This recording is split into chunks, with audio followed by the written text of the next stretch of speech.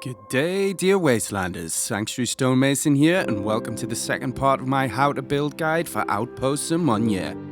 If you haven't already, please check out my part 1. The link is in the description below. And then click like, click subscribe, click notifications, and join me as we justify the Outpost moniker by building a stocky little Minuteman settlement in the northern wilds of the Commonwealth.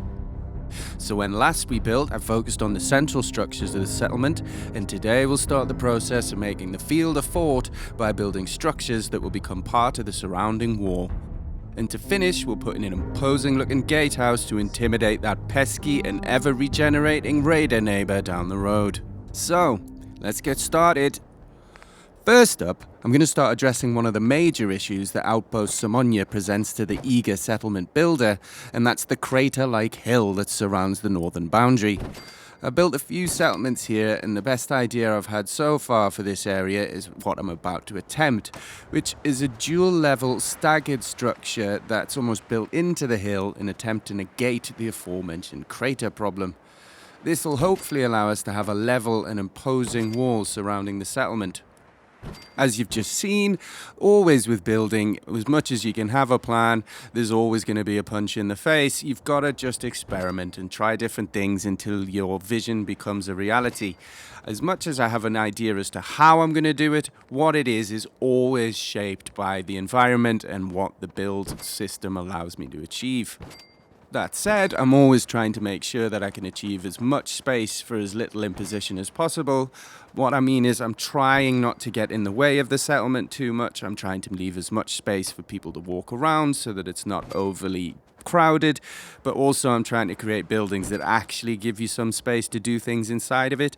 I'm always sort of planned as where I'm going to put each thing. For example, I kind of know I'm going to put the gun shop here, but if that doesn't work, I need space for it to perhaps be accommodation or a bar or anything else. From an aesthetic point of view with this building, I know that my mentality, for those of us who watched part 1, was the central building was built on an existing structure from before the war. This is something that has been freshly built by the Minutemen, so I'm going to use as a foundation something quite junky.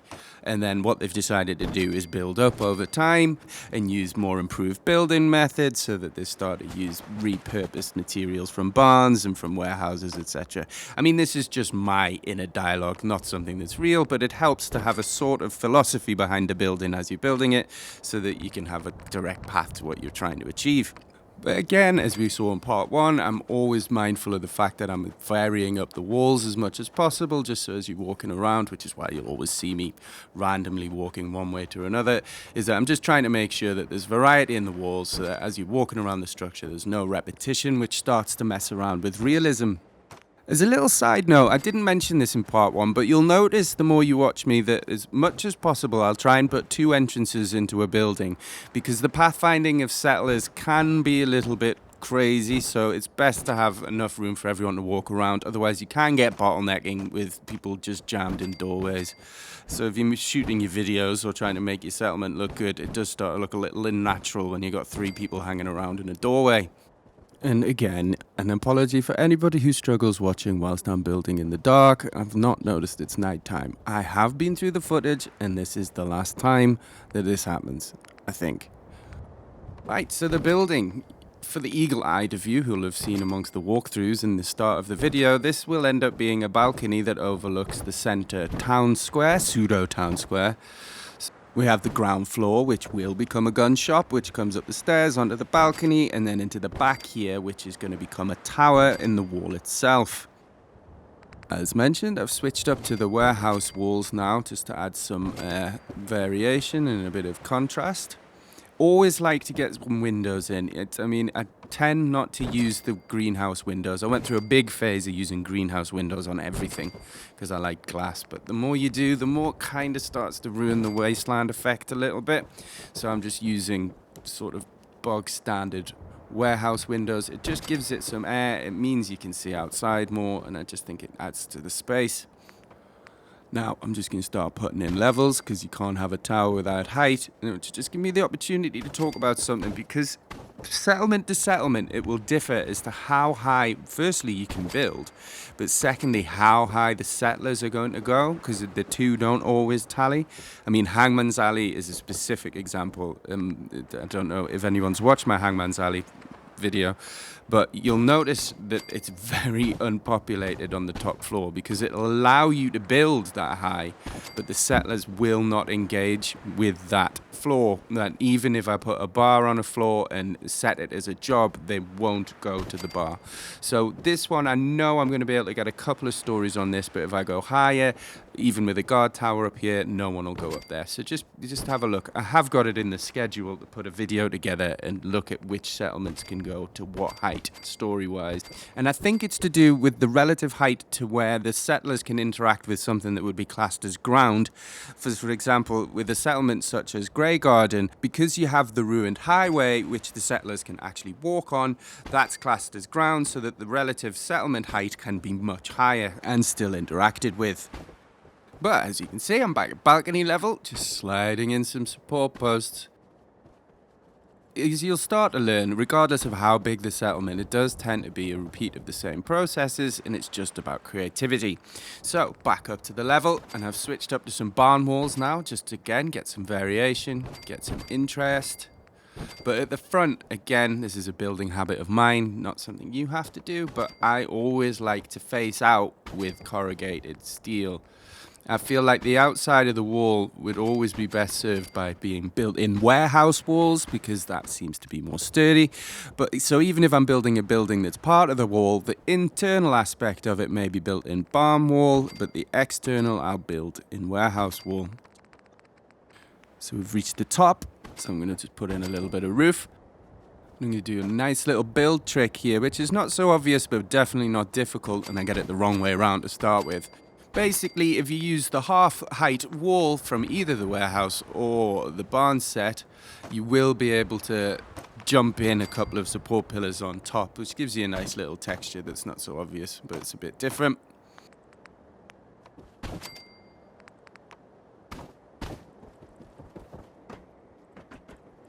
So now I'm just going to stick in a bit of a railing so you don't fall down the stairs. Now you'll notice I can get the wood fence to snap into the side, but it won't snap at the end. So I'll just switch up to that ever helpful concrete railing, which snaps everywhere, or almost everywhere, and is very helpful. Now it's just a case of laying up my guard tower. And then I'll go back. Now again, that's something that I've pointed out in part one. Those fences won't snap if there's wall underneath. So it's just a case of going downstairs, quickly deleting them, sticking them back in. The joys of settlement building. Thank you, Bethesda. It just works. And then again, just sticking some nice bits of railing. Beautiful.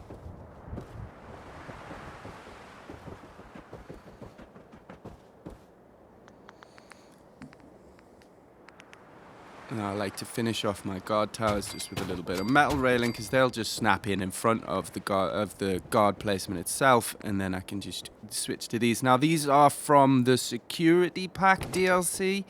I can't remember the actual name of it off the top of my head, but you'll be able to figure it out. It's the CCTV based one. You get a load of good stuff. That's probably, if you're into building nice wasteland military field settlements, it's probably one of the better packs you can invest in, because you do get, it's where you get the sandbags from, you get CCTV cameras, CCTV screens, and lots of barbed wire, and a few more junk walls, which, to be honest, I don't use much because you can't actually glitch them because they snap.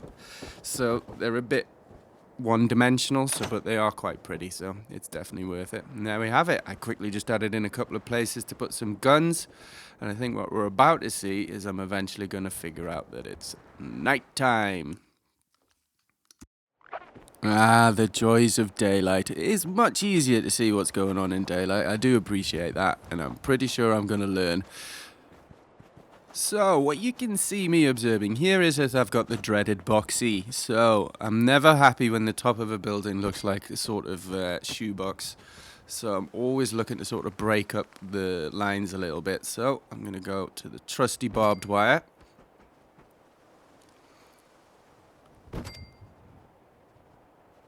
Always with the variation, just makes it look a bit more interesting. I think that is the point with the settlements, is that the sort of getting the buildings in themselves only takes you so far. The devil is certainly in the details with getting a building that you look at and can be happy with. Now, what I've just noticed, and the eagle-eyed amongst you will have also, is that I've got the repetition that I'm always talking about. I have two of the same dilapidated warehouse wall pieces, one on top of each other, and it's giving that repetition that really makes me unhappy.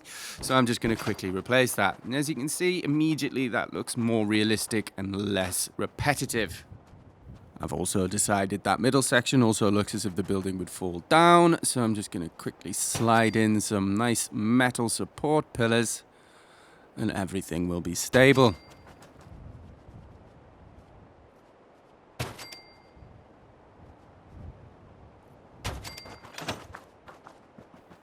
Clumsy but beautiful. Perfect. Okay, well that's a start. I'm definitely starting to feel it a bit, but I still think I could do with a couple of things on top of that roof just to make it a little less dull. So we're going back up. A recruitment beacon just to look a bit like that sort of communication tower. Now, I never use recruitment beacons other than in one place. I have Sunshine Tidings set up as a kind of processing facility, we'll call it. Sort of, it's always got 20 settlers in, and whenever I've built a new settlement, I'll just send them over from there. Not least because it removes the problem of me forgetting to turn them off, and then you end up with 20 settlers somewhere you don't want them, which will drive your happiness down. So there we go. Look, one finished building that's also a wall. Next up, we're going to deal with the other side of the settlement, which is the west facing, which brings us down the hill from where most of us would have probably first discovered Zimonja.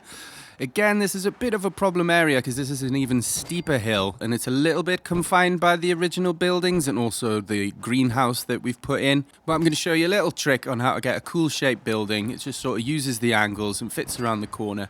It's a kind of glitch, really, in that you can sort of overlay different angles of flooring, which will then allow you to create interesting shaped buildings.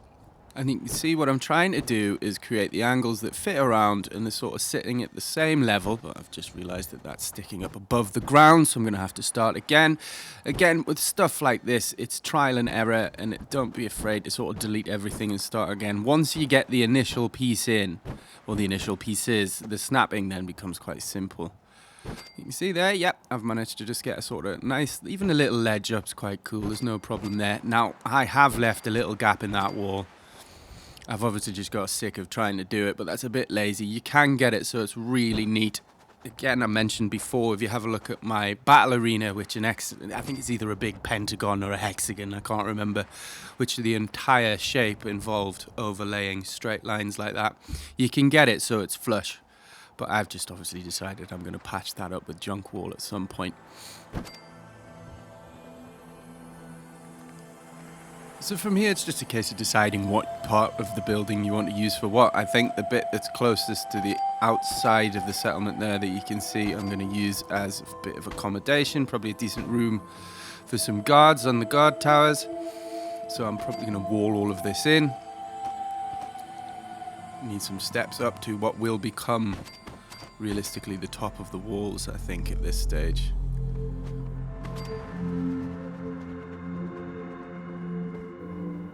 So yeah, once you got your ground piece in, everything now will snap as if it's a normal building.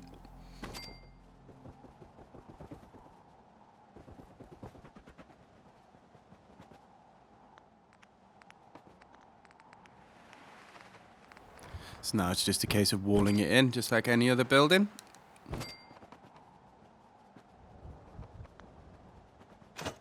And I think the call will be made to make downstairs more open with support pillars and fences. Why it's just got dark, I don't know, but I know it's not dark for long this time. Nice little walkway up. And then we'll put the fences in along here. And I imagine the support pillars won't be far behind. Things like that fence sticking out in the bottom right there, I don't mind. I think it's nice to have little bits of imperfection everywhere. It makes it a bit more wastelandy.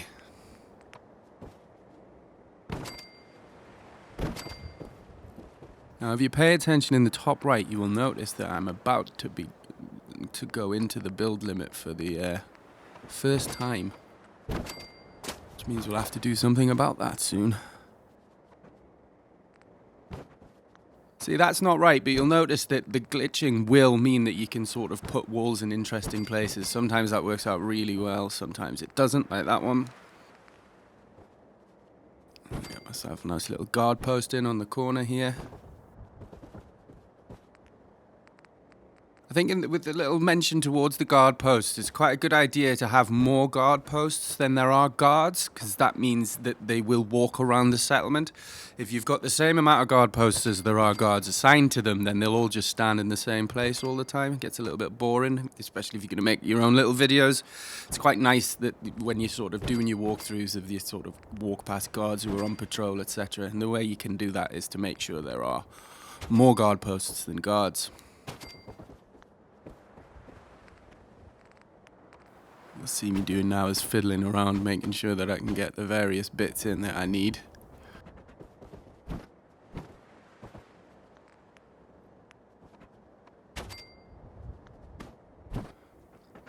I think for those of you who've watched both parts now, you'll notice that I am playing back a little bit faster in some sections because I've sort of gone through the whole build and realised if I don't start getting through it a bit, this will be more like 8 episodes at half an hour rather than 4, or potentially 5 now. I mean, let me know in the comments if it is too fast and I'll stop, but I think it's alright. But yeah, I'm just keeping that nice little junk aesthetic, the wasteland aesthetic going on the walls.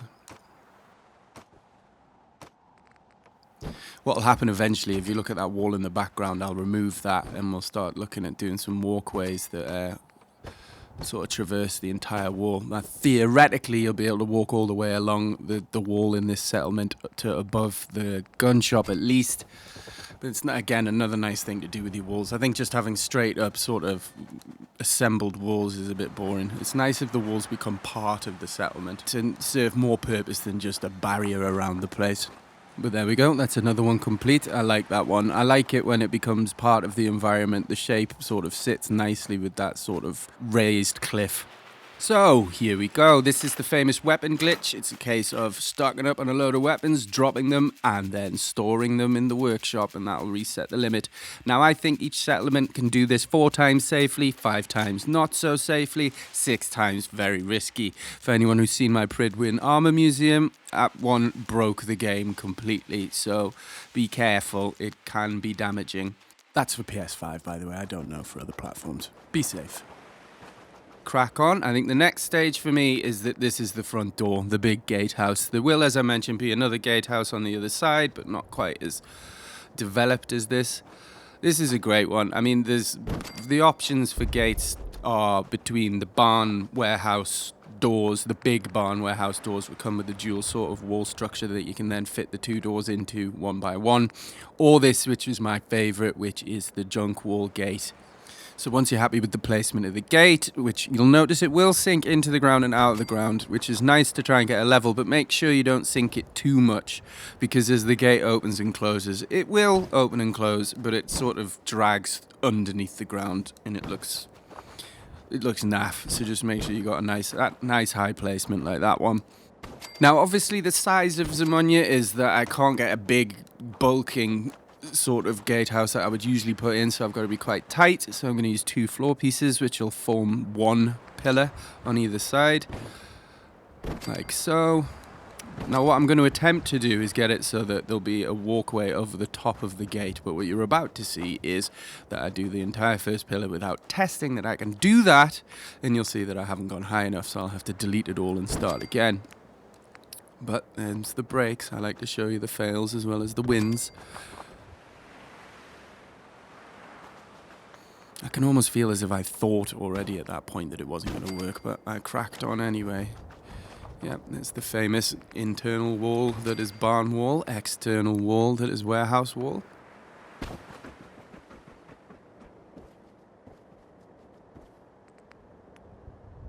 So yeah, as you'll now see, I won't be able to snap any wall. I love these floor pieces. There's a good mixture of different sort of dilapidation, again, different size pieces, so you can build some really cool patterns.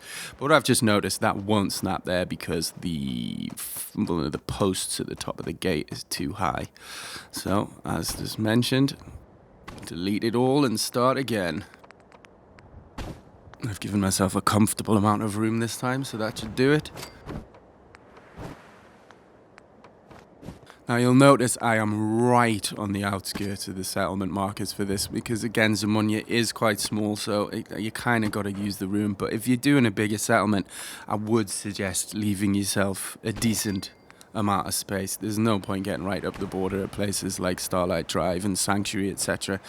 because the work you'll want to do on the external walls, as you'll see in a later episode, it makes it fiddly and very annoying because the 5-second clock is not long enough. I'm sure there must be a mod out there to stop that, and one day I might discover it, but you'll see me get quite frustrated with it. And there we go. The basis is done. Once that's in, it's great. It's just a case of sort of developing the structure, as you'll see.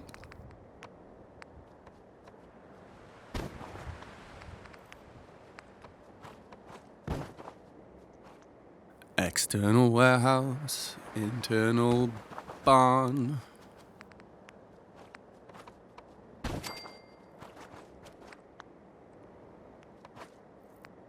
You see that bush won't delete with scrap mod, and it really annoyed me, but I'm just going to sort of react to that, and I'm not even going to put a gate on this. Eventually I'm going to use this as some kind of munitions storage. Although I did notice later on as I was walking around the complete build that tactically that's a really bad idea, because you could literally just slot a grenade in the front of that and it would blow the whole gatehouse up. But never mind, you know, there's realism and then there's overthinking things.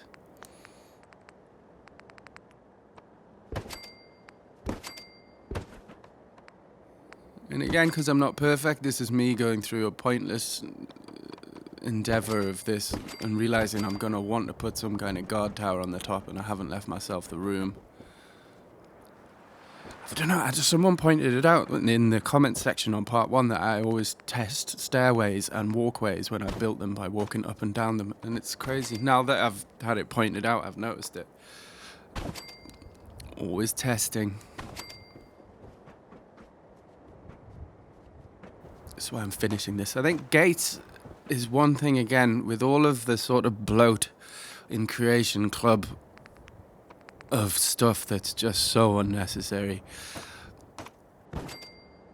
The fact that there hasn't been any additional gates added at any point, there hasn't been additional junk walls, etc. Things that the genuine, as anyone who's into building and watching building videos like you are and I am, just again, show me a builder who uses anything other than wasteland sort of strategies. And there's just the fact that they haven't released more DLC, more Creation Club content to add more variation is bizarre, and put so much effort into the modern apartment stuff. It's a constant grudge for me.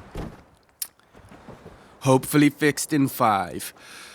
I don't know, let me know in the comments if, I don't even know, is the building more sort of complex in Fallout 76 or is it more simple? I don't know, let me know. But I hope in 5, firstly I hope in 5 they do settlement building, full stop. Because I'll be devastated if they don't.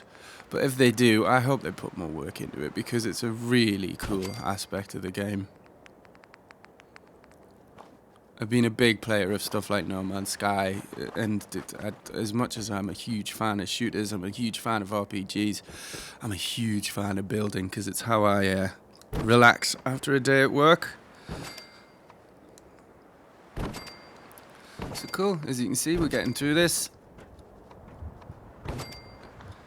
Get a bit of height on our guard tower. Now, I think due to the weird angles of Zimonja around this section, it's highly unlikely that I'm going to do a 360 walkway all the way around it.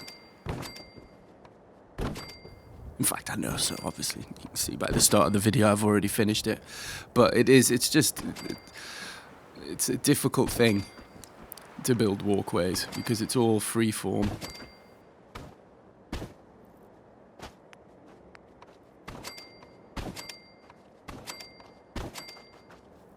There we go. I think that's pretty much our basic guard tower right there.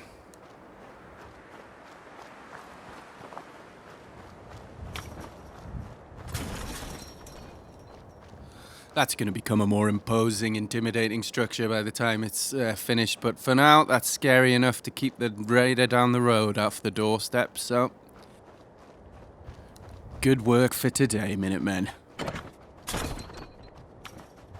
Okay, so finally for this episode, I'm going to make use of this little alcove that's been created. And this is going to be where I'm going to store my water supply. Now, these come from the Wasteland Workshop DLC. Little water pumps, just need powering, let's get them wired. Now where I'm going upstairs is just to check that their tips don't poke through the floor.